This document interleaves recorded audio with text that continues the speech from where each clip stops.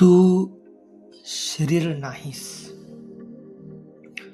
तू काहीतरी वेगळं आहेस.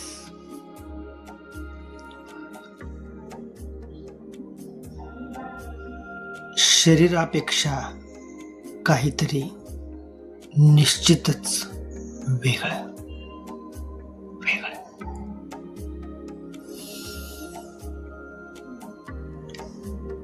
तू तुझं नाव नाहीस.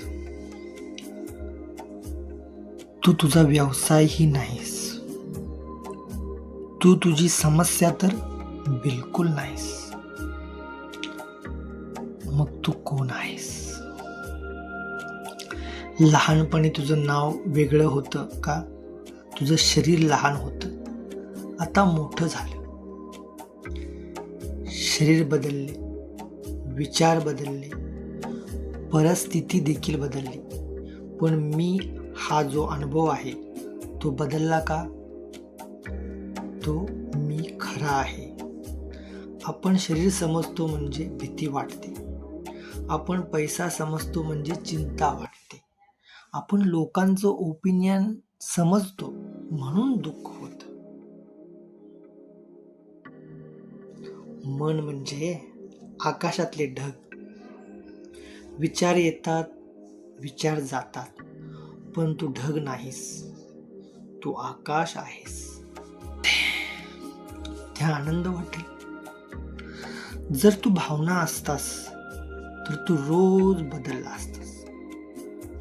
पण तू भावना नाहीस. तू त्यांचा साक्षीदार आहेस. ज्याला आपण प्रॉब्लेम म्हणतो ती मनाची लाट असते. शांती कुठे आहे?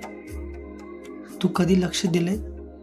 जेव्हा तू शांत बसतोस तेव्हा आत एक गूढ शांतता असते.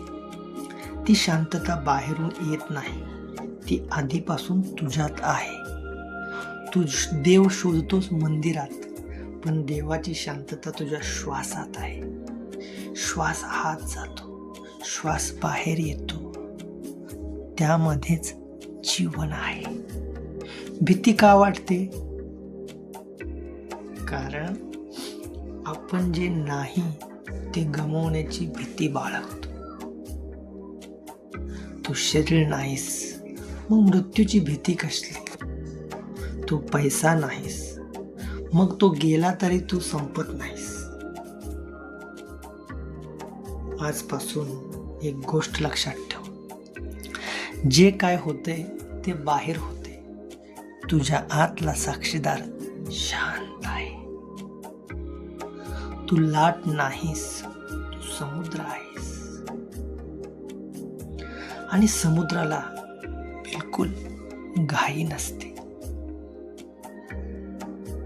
अतिशय शांत अथांग असा समुद्र आहेस. आणि या शांततेमध्ये राहणं म्हणजेच खरा आनंद. शांतता शोधू नकोस. ती आधीपासूनच तुझ्या आतमध्ये आहे. आणि जर ती शांतता असेल तर कॉमेंटमध्ये शांत असेल लिही. निश्चितच आज जे काही संभाषण असेल ते तुम्हाला आवडलं असेल अशी आशा बाळगतो. तुमच्या सपोर्टमुळे, तुमच्या प्रेरणेमुळे, तुम्ही देत असलेल्या प्रेमामुळे या व्हिडिओपर्यंत मी आज पोहोचलोय. धन्यवाद.